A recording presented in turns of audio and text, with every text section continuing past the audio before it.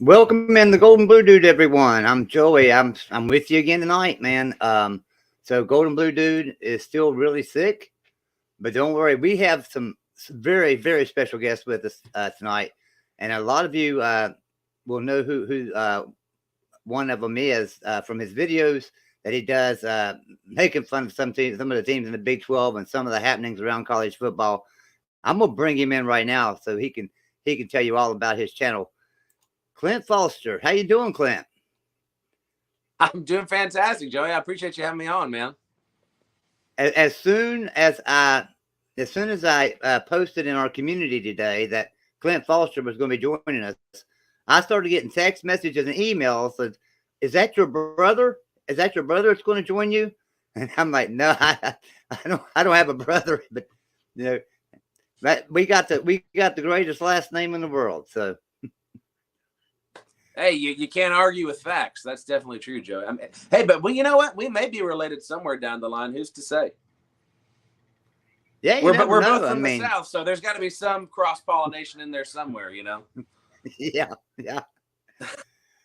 Also today we've got with us our resident Alabama guy, Todd guy. What's happening? How we doing, guys? All excited. So let me get Clint to do something for me. Clint, tell the chat a little bit about you, what kind of videos you do over there on your channel, and where they can find you.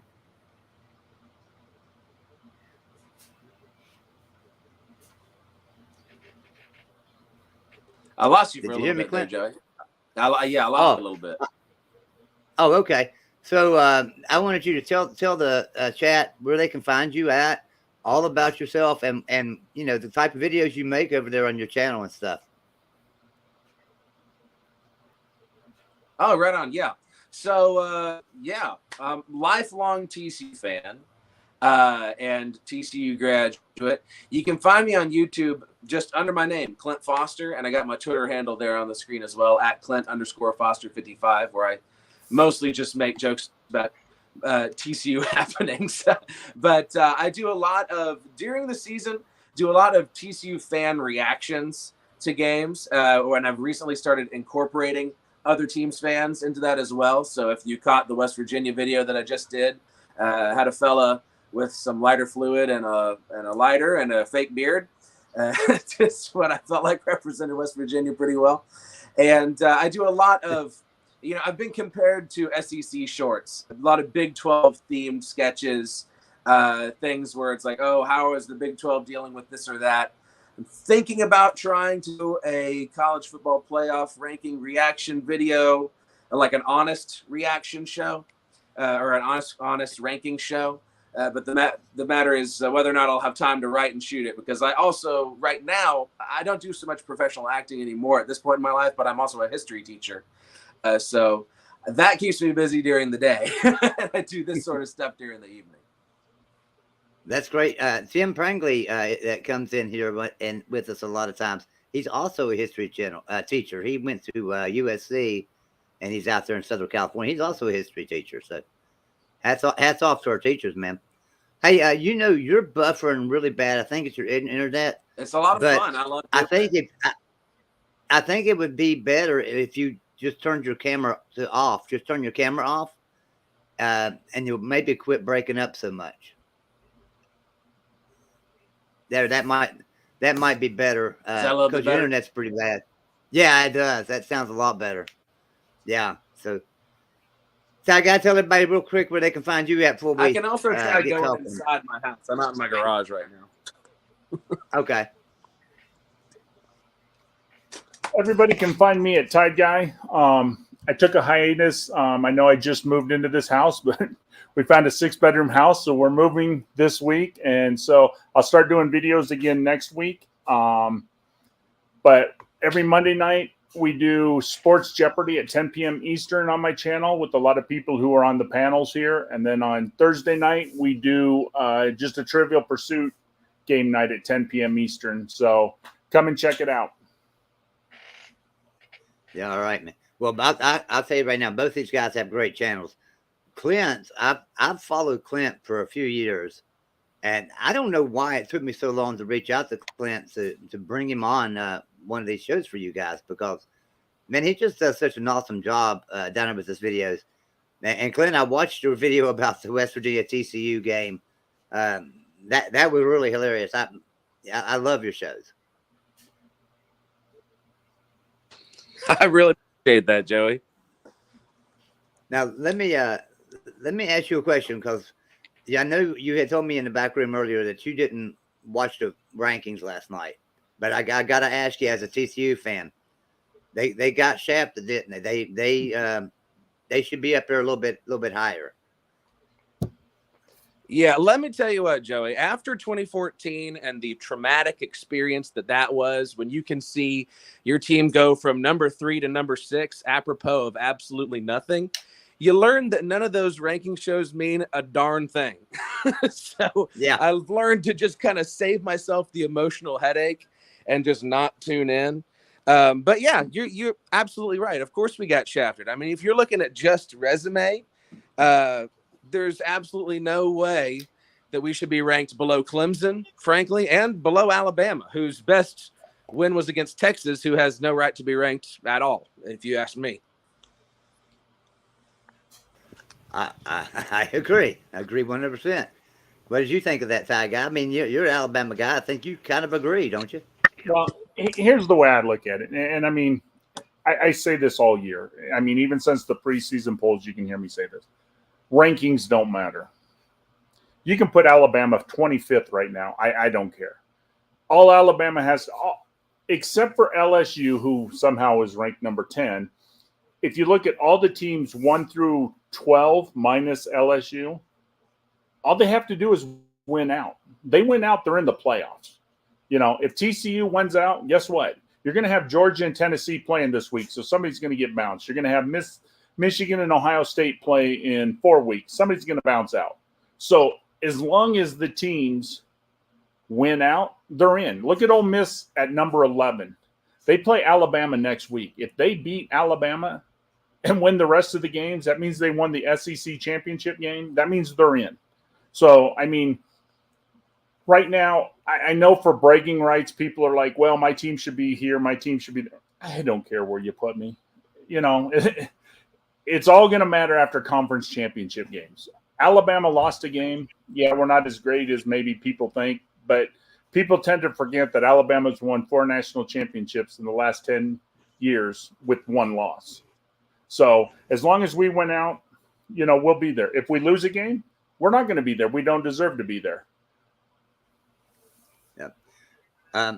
Now, my take, though, is it's so heavy on brand. You know, it's so based on what your brand is and if you're going to bring enough TV money in. That's why we got snubbed in 2014, because if you look at, if it was just Team X and Team Y between Ohio State and TCU that year, and you're saying TCU's only loss is to a rival on the road by 3 points who was ranked in the top 5, and Ohio State lost at home to a 6-6 Virginia Tech, and TCU had more ranked wins than Ohio State did, you'd put TCU in that playoff.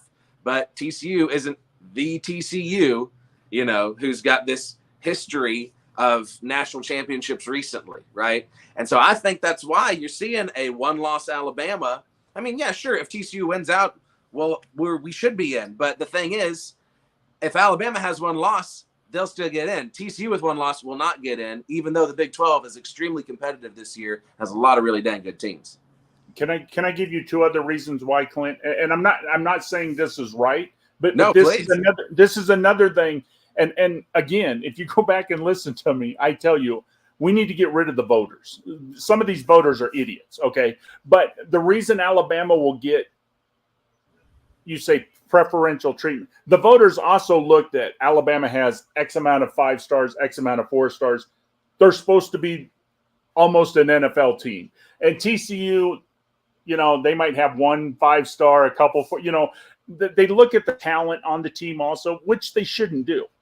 And I've always said, you know, quit looking at, you think Alabama's going to win it all.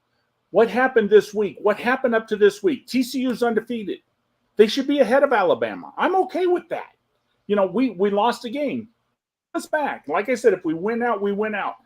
And the other problem is, And it's really going to happen when Oklahoma and Texas leads the Big 12. And I like the Big 12. I'll tell you right now, Clint, for a long time, I lived in a small town outside of Ames, Iowa. So I know the Cyclones well. But the problem with the Big 12 is you don't have no alphas. You don't have that top team, but you don't have no bad teams. So your 10th place team, once you lose Texas and Oklahoma and even them this year, that team can beat your number 1 team. You don't have Vandy. You don't have, Iowa, let's say, with no offense, or, you don't have that team. You have teams that are competing. All your teams are somewhere between a B plus and maybe a C. You don't have the alpha like Alabama and Georgia, but then the SEC, we have South Carolina, Vandy, the easy wins. And that's the problem with the Big 12. Yeah, you don't have the alpha, but anybody can beat anybody realistically any day. And that hurts the Big 12. And I think that's 2 of the reasons why TCU is below Alabama. I don't think it should be that way. But unfortunately, we got voters who have been voting for the AP poll for 30, 40 years, and they're stuck in their way. And, I use this excuse. They see that SEC on the jersey, and that SEC means something. So they get an extra vote before a Pac-12 or an ACC. And it shouldn't be that way. It should be, let's forget who won last year. That's last year's team. This year, this is the team. This is who they played, okay? Who cares that Ohio State's supposed to be great? They haven't played nobody. Make people who play people be up-ranked. And then in week 12, when the season's over, all the undefeated should be at the top anyway. But let's give teams like TCU, who's having a good year, and I was a big proponent of Kansas. Kansas went 5-0, give them credit. Let them be ranked. Let them be high ranked. They deserved it for once. Now they're not a top 10 team, but at the time they were playing like a top 10 team. So what would it have hurt to have a Kansas in the top 10 for once, because that's how they were playing, and I think too many voters, and I think the committee, like you said, well, this is Alabama. They're supposed to win it. So they need to be in the top 4. And this is Ohio State. They should, and they don't look at how the teams are actually playing. Yeah. I think if you had Oklahoma and Texas, or either one, Oklahoma or Texas, either one, play the exact same schedule as TCU has this year, and be at the point that TCU is, they would be a top 4. No doubt about it. If it's Oklahoma or Texas, they're going to be a top 4. And I think that's just an embarrassment to the committee. I don't understand how they can say that they're biased in anything.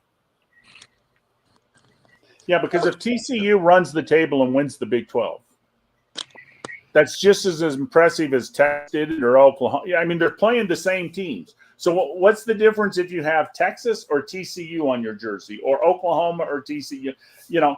They beat the same teams that Oklahoma would have beat or Texas would have beat. So it should be just as impressive. But unfortunately, like I said, you've got too many voters that look at, well, they're blue bloods. They get a little extra, or, these guys have been good for so many years, so we're going to give them the benefit of the doubt. So we're sitting here talking to Clint Foster, who has a great YouTube channel. Be sure and look up Clint Foster on YouTube.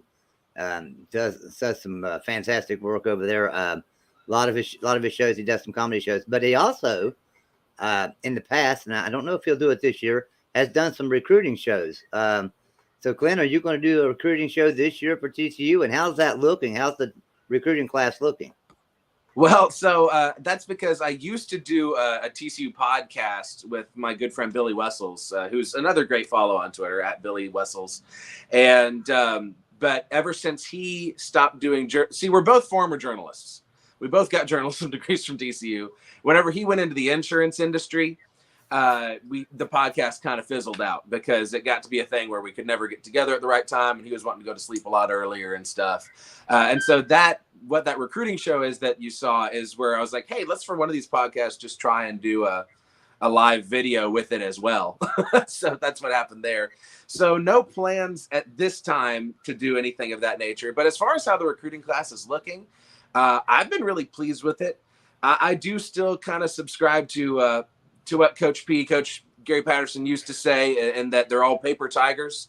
You know, you can say whatever you want to about stars, and guys can have certain stat lines in high school, but once they get them on campus, it's literally, you don't know what they could develop into. Obviously, you can get excited about certain guys, and there's certain 4 and 5 stars where you're like, oh, you know, he's got a lot of potential. But I mean, I could tell you so many players, most of them highly ranked players, that I was very excited about coming to TCU, and then didn't really turn into much of anything.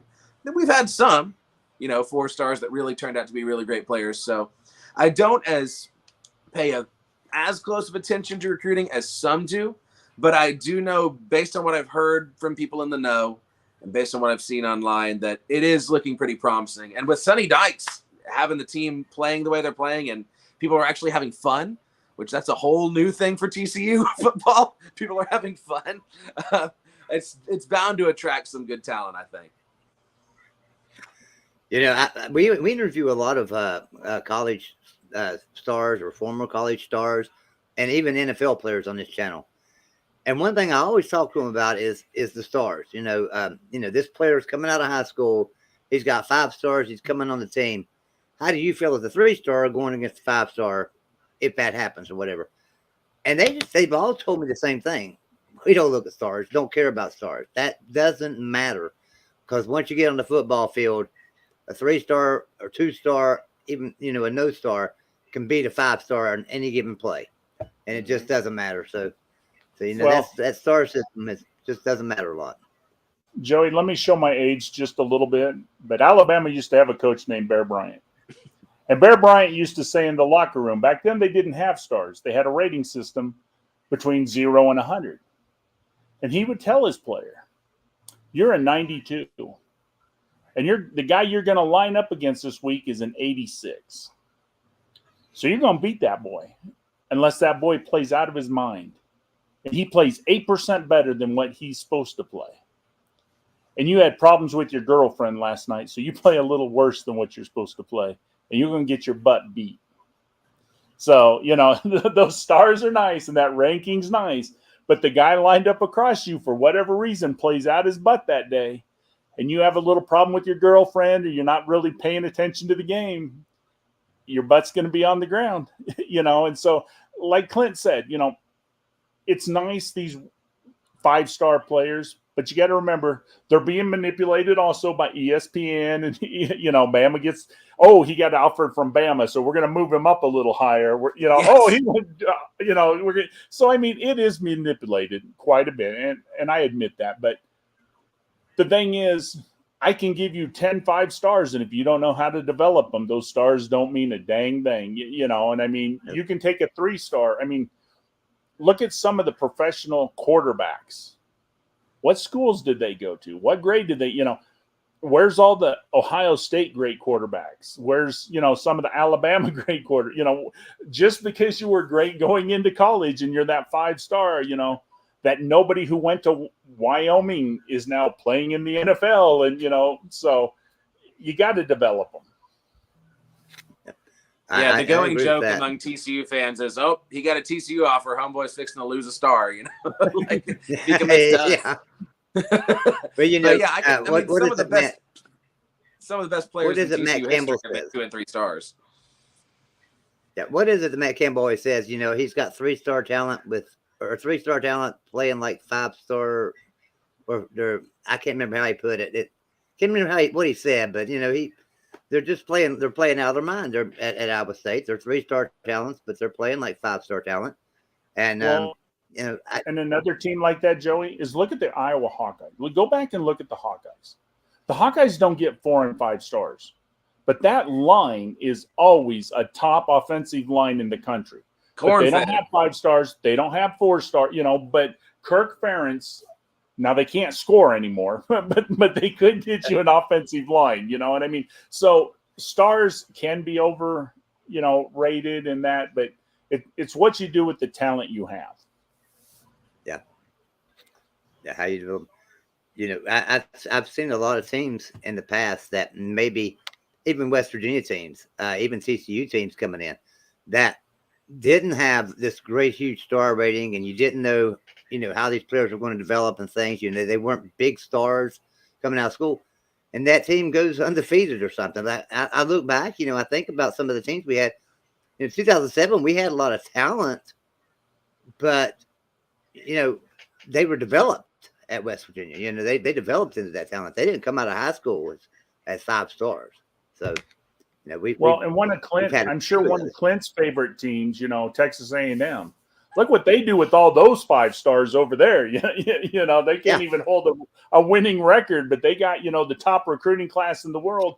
But then you take a team like Clemson, and Clemson's never in the top 5. They're usually between 8 and 12. But you know what? They whooped Bama's butt a couple times really good in the national championship with a lot less talent than what we had.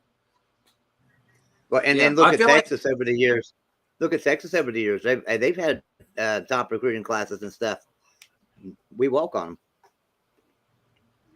Yeah, they have their pick of the litter in the state here. But yeah, college football, with the exception of like Alabama and Georgia, pretty much, it's all about development cycles, and having a coaching staff that can bring these kids in and by the time they're juniors and seniors really give you something to work with, right? So it's very few and far between the teams that can be in that top 10 echelon year in, year out, no matter what, because you're going to have that turnover and you're going to, if you're lucky, keep bringing in that good, talented crop of players, but you still got to develop them. Yeah. Hey, so Joey, we're speaking to Clint Foster and Todd Guy. Go ahead, Todd Guy. Can I change the subject just 1 second? I just absolutely. I got 4 tweets, which is weird because I don't tweet. I just started tweeting 2 weeks ago. I'm so old I don't do that. But the Big 12 contract. Have you guys paid attention to this Big 12 contract? Because I am now hearing that, how the Big 10 added in their contract the clause that if they got more teams, and the SEC did the same. Right. Well, the Big 12 tried that, and Fox said, no, we're not putting that in your contract. ESPN agreed to, but ESPN agreed. So if it's like pro rata, right? If the Big 12 right now was to pick up a team that's not a Power 5, like a San Diego State, there's no extra money. So if they were to pick up San Diego State, Memphis, Boise, right, there's no more money.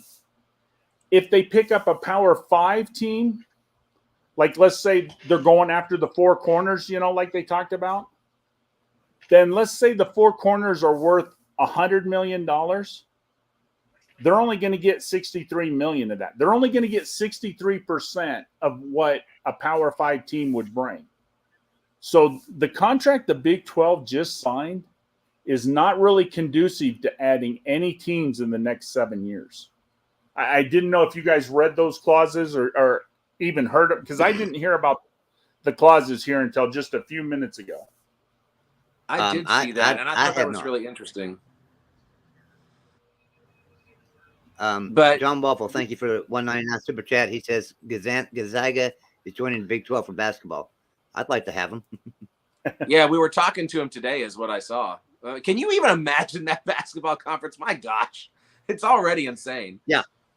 Yeah, it is already insane. I didn't mean to take your super chat down there, John Waffle. Yeah, it is insane. It's because my goodness. Well, I feel sorry for West Virginia again this year. I don't think we're going to have quite the basketball team that like Baylor and Kansas and some of those teams are going to have. And Joey, you got a shooter who's a really good supporter of this channel. He just said that the graphic is assuming the Pac-12 is going to get around $30 million, which isn't going to happen. I don't know if he realizes this, But before the Big 12 signed their contract, this was the exact same deal. And the Pac-12 said, it's not enough money. We're moving on. We're going to, we'll keep your offer on the table, but we're going to go on. The Pac-12 is actually going to go over $30 million. It's going to be around 35 because what people don't understand with the Pac-12 is right now they have a Pac-12 network. Nobody knows it because nobody gets it. Okay. Now they're working on building it up and they're going to get money for that. So in all actuality, the Big 12 signed the worst deal, which people are going to realize once the Pac-12 signs, because the ACC is, $1 million more than the Big 12. And the Big 12, they're showing you $30 million per team. But if you talk to people, they never took out the fees to the Big 12. Everybody's saying, well, the Big 12 gets $380 million. That's the TV deal they signed. Well, the Big 12, the conference gets a portion of that. Tony did take the fees out. This is Tony's chart. Yeah, no, I know. I talked to Tony on this one. And Tony said he didn't take the fees out because he does not know what the fees are. Because if you take $380 million and divide it by 12, it's technically just under $32 million a team, but that's without taking fees out. Now, right, so we're probably going to be, you're going to be close to 31 million when it's said at between 30 and 31 million. So John Waffle's asking, so does that mean the ACC will win? The thing is, all of the teams, the Big 12, the Pac-12, and the ACC are all going to be the same. I mean, when you're talking $1 million or $2 million difference, I mean, to me and you, that's, life-changing. But to these schools, $1 million is nothing. As long as they're all within 5 million, it's not gonna change anything really. But I think the Big 12 is going to be shocked when the Pac-12 signs their deal, because the Pac-12 wanted to open it up to Amazon and other places. And I'm not saying Amazon's the answer, but they're going after more money. The Big 12 just wanted to stabilize, so they signed the first deal that they got. Trying to get the next screen up. I've got. Nope, not that. Well, I had another screen up, but I can't find it. Let me see if I'm trying to get to it, guys. Give me a second because I had it right up there. Yeah, it is fascinating to me as aggressive as Brett Yormark was kind of implying that he was going to be as a Big 12 commissioner, that we would sign a deal that prohibits expansion in that way. Because it really does seem prohibitive. Like you're saying, at least for the first 7 years, it doesn't make any sense to add any other teams unless you're adding a basketball-only Gonzaga. And I don't know how that would impact the TV money either. Right. And see, a lot of people don't understand this about the Pac-12. I don't want to discuss who's better, but the Pac-12 has one thing that the Big 12 does not. The Pac-12 can offer late night football. And maybe the world don't watch late night football, but guess what? ESPN needs to fill that slot. And Fox wants to fill that spot. So the Big 12, you brought in Baylor or BYU. They brought in BYU. So once in a while you could kind of fill one, but you're not going to fill it like the Pac-12. And that's why the Pac-12 has a little bit of an advantage, because they can fill that 10 p.m. Eastern time slot. It's a good point. I'm going to take this brand off, and I'm going to go up here and full size this so we can see it. So this is what Tony sent me today. I don't know if he sent this to you, Ty Guy. Tony sent this to me today. They're going to roll this out tonight. Yeah. The new Big 12 actually got a 124% increase compared to the old contract.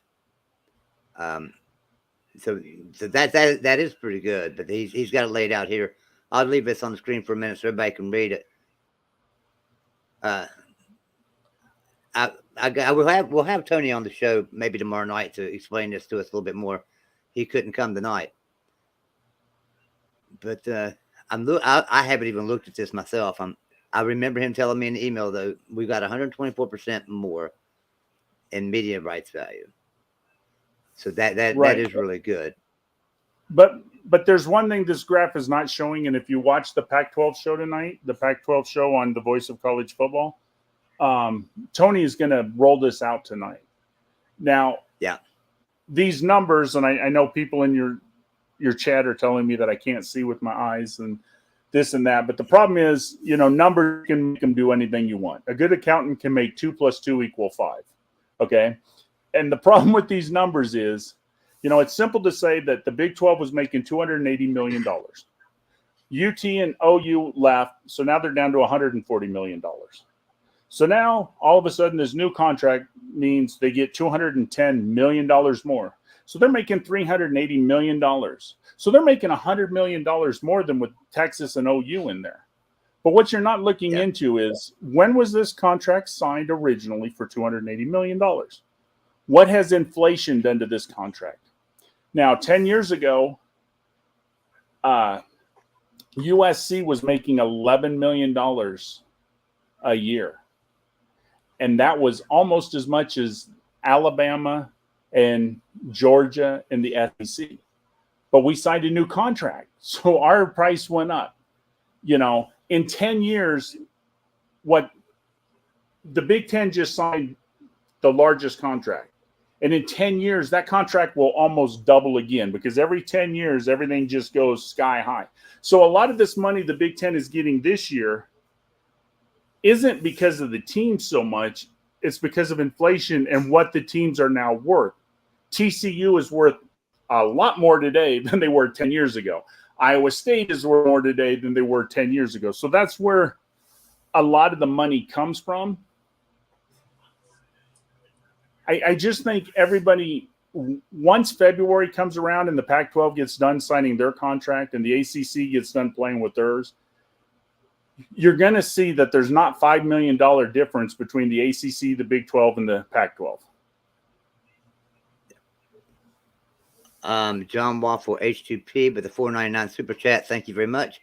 He said, I knew the Big 12 commissioner screwed up, because if he'd waited 18 months, he would have had a lot more options and more money. Yep. Because every year, it's kind of like buying a house. Every year that house goes up in value. You go out and buy an F-150 truck today, and then have your best friend buy that same truck next year's model. What happened? It went up quite a bit. Every year you wait, you're going to get more money. So the Big 12 wanted to outdo the Pac-12, so they signed first. Well, guess what? It's not going to get them any extra money. Here's what I think hurts the Big 12, and is, we have another chart and graphic showing fan base size, right? And West Virginia in the new Big 12, with Oklahoma and Texas gone, West Virginia is the largest fan base in the Big 12. And if you figure we only have a population in the whole state of West Virginia of 1.8 million, that makes for pretty sad fan base sizes. So that affects our media value. That affects everybody's media value. So that brings that's why I think that brings that down. Is Oklahoma State was number 2, and I wish I could find that chart. Unfortunately, I've been looking for it and I can't find it. But with West Virginia being the largest fan base in the new Big 12, and you're bringing in Cincinnati, you've got TCU down there, you've got Texas Tech, Oklahoma State, and none of them are bigger fan base. That just going to hurt the media value. That's how I feel.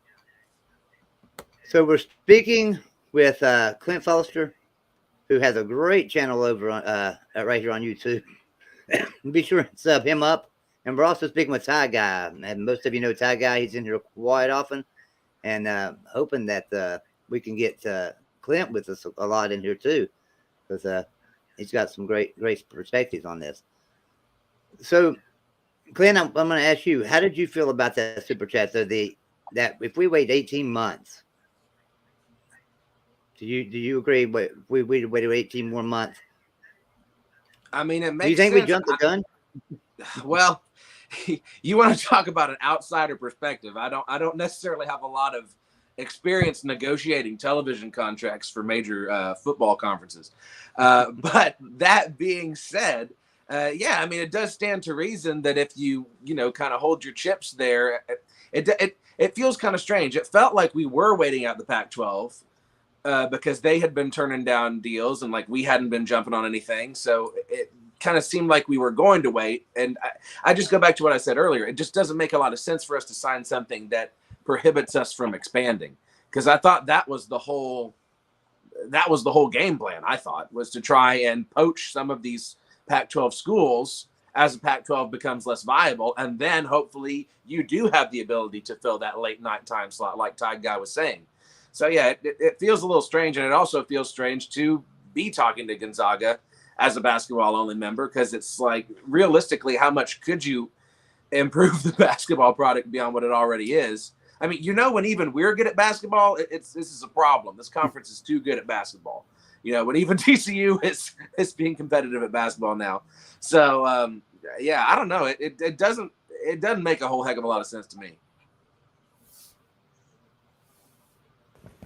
Yeah, I agree. Right, and also the question is adding Gonzaga. Let's be honest. Gonzaga's a great team, but they're not going to bring more eyeballs than we are. Even Kansas, who's a blue blood. Kansas only brings $5 million to their table on their basketball side, as great as they are. And so even let's say you want to say Gonzaga is as great as Kansas, and I'm not going to argue the difference, but so you're telling me that Gonzaga is only worth $5 million? Or say even that they're worth $30 million, they're barely going to pay themselves. You see what I'm saying? So by adding a basketball only, you're not really going to add no value to the TV. Plus, I've already pointed out, the TV contract already said you add another team, there's no more money. So if there's no more money and you're going to add Gonzaga, what are you going to pay Gonzaga? Say you pay them 10, or no, it'd have to be 13. Say you pay them $13 million a year. That means you're taking $1 million out of every team's pocket to pay them. Does Iowa State, TCU, Texas Tech want to give up $1 million to pay Gonzaga to come and play basketball? I know I wouldn't. Yeah, and the unfortunate thing is, most of that money in basketball doesn't go to the conference. It goes to the NCAA. So right, and that's basketball just doesn't bring a lot of money. Yeah, and I mean, think about it. Kansas has to make about the most amount of money. I know Duke is a great school. I know North Carolina. I know Indiana. I'm not saying that Kansas is the top basketball school, but in reality, Kansas does make probably the most amount of money off of basketball. And I would assume they'd be one of the top 4 most valuable. Yeah, and even they don't move. Their football team, as bad as it has been, still widely outgrosses what the basketball team does. So unfortunately, there's not a lot of money in basketball. So for the chat, I'm going to post. I finally got it pulled up. I'm going to post a link to Clint Foster's channel. Be sure and sub him up, and you got to check out some of his videos. I mean, they are so good. I got plenty of West Virginia content. I do. We had that Hail to Pitt guy. I have whenever the Big 12, it looked like the Big 12 was going to fall apart. I did a sketch where West Virginia calls Pitt to see if Pitt has any room in the ACC for him. And I do my poor attempt at a Pittsburgh accent. So, check that out. H2P. Well, and Clint, I was noticing that you do a lot of research on your videos, because you get traditions and customs and everything built right into your video at each school. So if you did the Big Ten video, I was shocked the way you had the Northwestern guy, and you was just fitting right in with the culture there, and and stuff. It was kind of neat that you have to do a lot of research to do all that. I appreciate that, Joe. I mean, it's less research and more just being a lifelong college football nerd. Honestly, Yeah. and just loving the product that is this wild game that we're so confusingly obsessed with. Yeah. Now, Clint, I've been really busy, so I haven't watched many of your shows lately. But you did a video one time, didn't you, on Cincinnati about what's a Bearcat or what? Oh yeah, so I had That's been a while, but I remember that video. Yeah, thank you. So that was whenever we added BYU, Cincinnati, UCF, and Houston to the conference. So I had like welcome calls where it's like one Big 12 team was assigned to welcome this new team to the conference. And so I had West Virginia welcoming Cincinnati. This is where my research fell short. I didn't realize that y'all did have a history of playing them in the past. But yeah, they're part of that was, yeah, like, now what is it? That's usually my go-to Cincinnati joke is, what is a Bearcat anyway? You know, like, because I know you're not talking about a Bontarong. But yeah, I made myself some Skyline chili for a couple of videos. Yeah, that is something that I've eaten twice, and my stomach did not enjoy it after the fact. Clint, I just got a text message from Tony Altamore, and he says, "Tell Clint we love his videos and fight on from all of us USC fans." So, appreciate that, Tony. Tony. Sending you a shout out there. Now I'll tell you my favorite video. I love this video. I'd like for you to do a follow up on this video. The football gods. The football gods naming the teams. I sat there and laughed my hind end off that video. That's a great video. I've wondered about I've thought about making a sequel to that. Almost certainly I will during the off season. Almost certainly. I'm glad you liked it. I did. I sat here for 2 hours a day, and I mean I've seen every one of your videos, but I sat here for 2 hours a day and watched quite a few of them over again. You know, to refresh my memory on them, because they were so good anyway. I mean, they're even better the second time around, to be honest. But I appreciate that sweet Google ad revenue from you there, Joey. Lining my pockets with those pennies, baby. Yeah, that's right. Google ad revenue around the pockets with the pennies. We have Mountaineer Paul is coming into the chat. Welcome in, Mountaineer Paul. And I need to shout out some people in the chat. I've actually been so happy. Paul,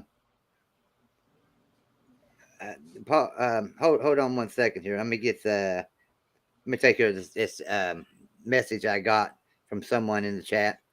I gotta find it.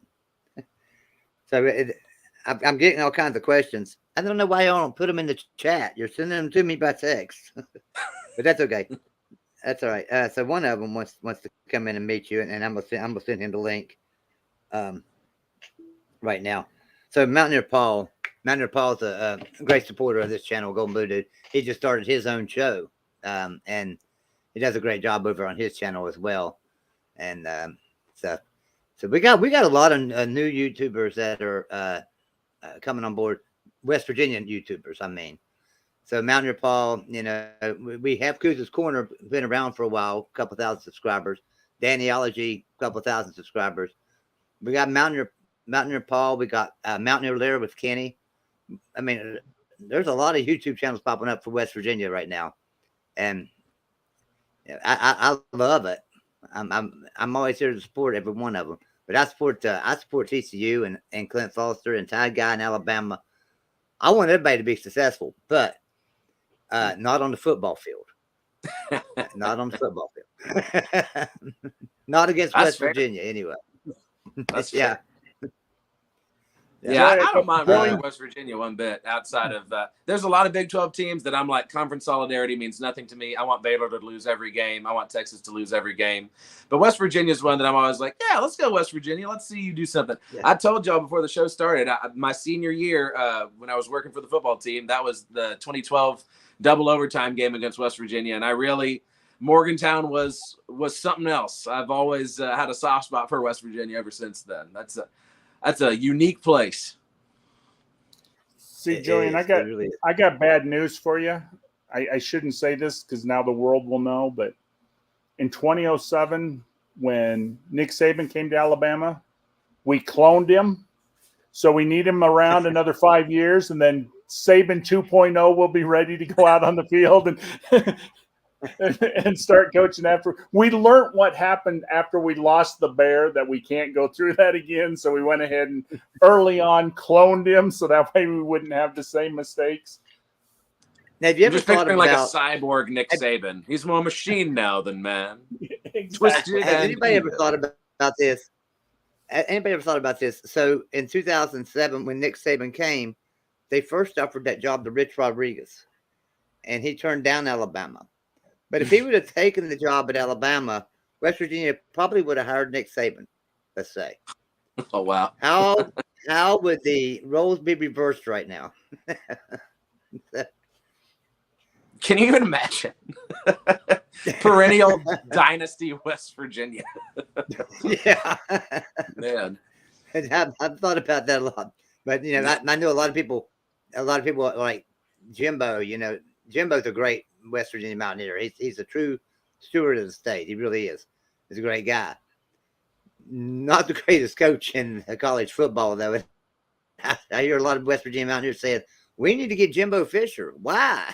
He can't win at Texas A&M. He's not going to win in Morgantown. I love the guy. He's a great guy. But Tony's posted something up here for you there. He says, there it is. I'll let you read it. Clint, please make more Big 12 Impact videos. Ha, ha, ha, ha, ha. We love them. We all love them so much in both conferences. And do an Ivy one sometime. Okay.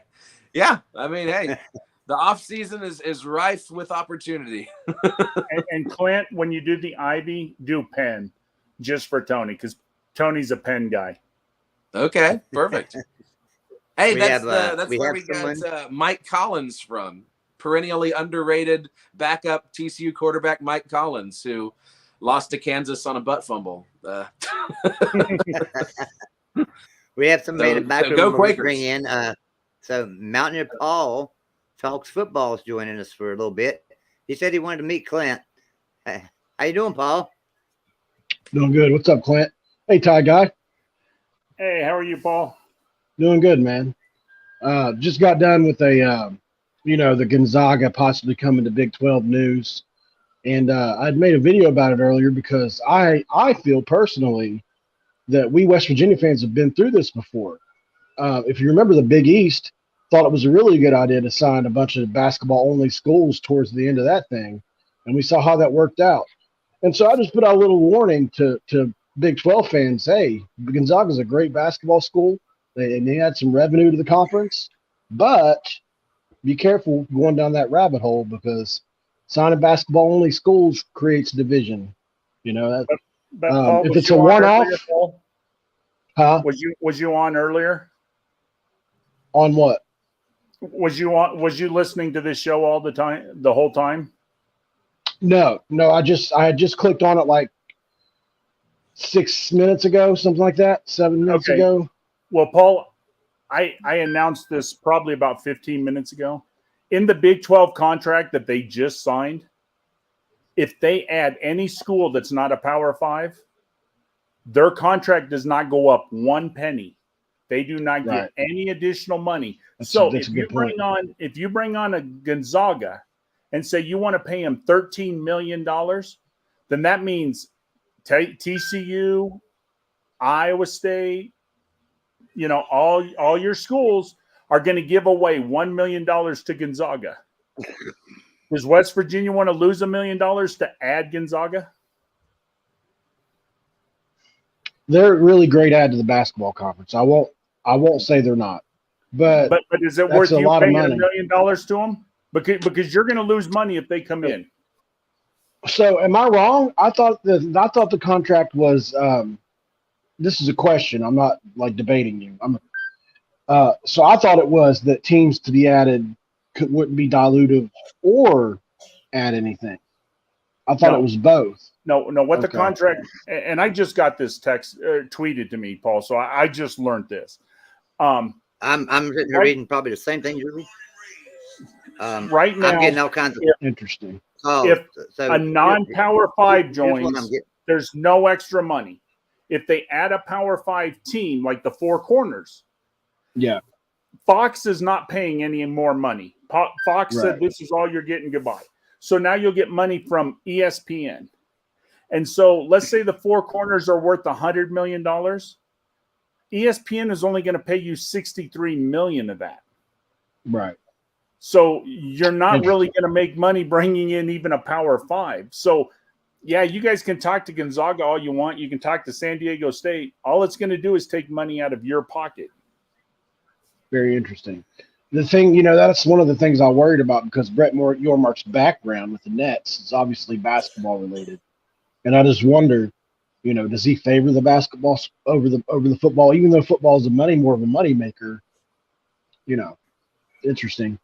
So Very interesting. there was a conference call today, guys. There was a conference call today between Shane Lyons and some boosters and other people at Western University.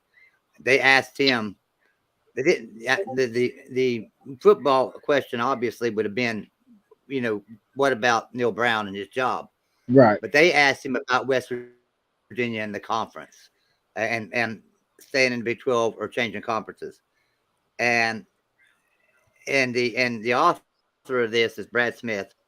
This is on Voice of Motown, and he says, although the Big 10 and the ACC have yet to reach out to West Virginia, according to Shane Lyons, it's very clear that West Virginia would certainly entertain a move if an offer was ever extended.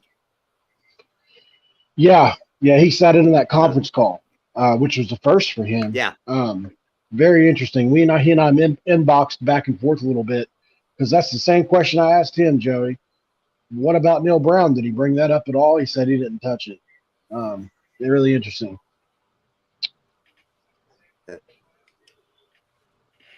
Well, guys, it's been a great show. We've been on here about 55 minutes and stuff, and I always let everybody give their last word, tell everybody where to find you one more time and stuff like that. Then Ty Guy, we'll start with you. Give us your last word for tonight and tell everybody one more time where to find you. Well, I am excited about this weekend in football. I mean, let's face it, you're going to have Georgia and Tennessee play. It's going to be a great game. You got Alabama playing LSU, and, we get to play them in their little place they like to call Death Valley, which isn't really that frightening for Alabama to go to. So, I'm looking forward to that game. Everybody can find me at Tide Guy. I'm not doing videos again this week. Like I said, I'm in the process of moving. So all this is coming down and going to be up in a new house here in the next 5 days. But Monday night at 10 p.m., we do Sports Jeopardy on my channel. And then tomorrow night at 10 p.m. Eastern, we're going to do trivia. So if you guys want to have a good time, come over, especially Monday night, because that's Sports Jeopardy we play. You can come on and try to beat my panel, and anybody who wants to come in and try it, if you can beat my panel that night, you'll get a prize. Thanks for having me, Joey. Right, thanks, Ty Guy. Hey, thanks for coming in, buddy. Mountaineer Paul, tell everybody where to find you at, man, and I appreciate you stepping in for a minute. Yeah, no problem. And Todd Guy and I need to work together, man. I know we talked about that a few weeks ago. I want to work with you in the future coming up. And Clint, Joey talked to me about you as well a couple of days ago. So I'm trying to, you can never do wrong networking, right? So I'm all about meeting new people in football. And even if it's a different opinion, it's okay. It's not all that serious, don't take it personal. It's all about debating. Love that stuff. But Mountaineer Paul talks football. I also talk basketball. I will be doing college basketball season as well. You have to cover that more nationally for it to really have any play on a channel. So I'll probably be covering a little bit of everybody, not only West Virginia. But it's going to be fun, man. I appreciate you guys. You have me on. It's going to be a great sports weekend, and Bama blows out LSU this weekend. They pumped them up to 10 for what? I don't know. I guess to make that game seem like it was going to be something. Yeah, make Bama look better. well, Paul, I'll let you know this. Alabama is packing 2 jerseys for the game on Saturday. We're going to play the one jersey, and if we're Beth, in the second half, we're going to come out with playoff jerseys on because we know Brian Kelly can't coach in the playoff. So, we pulled out that playoff jersey, and we got the second half covered. Yeah, I mean, you could argue he was more successful at Cincinnati than he was at Notre Dame. So, outside of a couple seasons. I mean, obviously he had more overall success at Notre Dame. Now that reminds me of something too. So Clint, whenever you tell everybody where to find you, I want you to also give us a prediction for a couple of games this week. I want to know your prediction for Tennessee and Georgia, and Alabama, LSU, and tell us how is TCU going to be able to? Let's say you play Iowa State this week, right? We got Texas Tech this week. We play Battle for Iowa Texas State. Tech is great, but then you got to play Baylor and Texas both on the road. Am I right? That's So right. That's We a only tough leave schedule. the state of Texas one more time in the regular season. Yeah. That Texas game concerns me a little bit. Baylor less so because we beat them even when we're terrible. But and Texas Tech, they've had our game circled for a long, long time. But it should be a fun end of the season. I mean, I'm feeling confident. I'm just having fun being on the right side of the win column again after the last 4 years. It's been a little rough ever since going to the Big 12 championship in 2017. But yeah, I think, Alabama hands down. I'm picking them to beat LSU. I think it'll be fairly comfortable. Brian Kelly is a pretender, in my opinion. And that Tennessee-Georgia game, though, that is saucy. That is an interesting game. I'm excited to watch that one. I feel like I got to go Georgia just because Georgia has the pedigree now. They've won a championship last year. They're playing at home. Tennessee, none of these kids experienced Tennessee when Tennessee was good. This is all new to them. And Josh Heupel's got a really great thing going, but it's tough to come in this first year and run the table, especially at the top level of the SEC. So I think this is where Tennessee falters. No joy on Rocky Top this weekend. They'll be looking for that moonshine still. But yeah, I think that's how it plays out. And I think we beat Tech this weekend. With the saddle stays in Fort Worth this weekend. And hopefully we drop 82 on them again. That'd be fun. So one more time, I want to thank everybody in the chat for coming in. Thank you for all your super chats. If I missed anybody, missed anything, I apologize, but we do appreciate your support. And be sure and find Clint Foster right here on YouTube and sub him up. Watch his videos, man. You're gonna love his videos. I'm telling you. So and stuff. And Clint, I really appreciate you coming in. Hey, I wish Golden Blue Dude could have been here, and I know he wishes he could be here, but him and his whole family have the flu. They're all sick. So, but we'll have you back when Golden Blue Dude can be here. That would be a really great by show. again, won't I? Yeah, that's right. We just have to schedule you in again. So, but everybody in the chat, we appreciate you coming in. Y'all have a good night, and we'll see you later.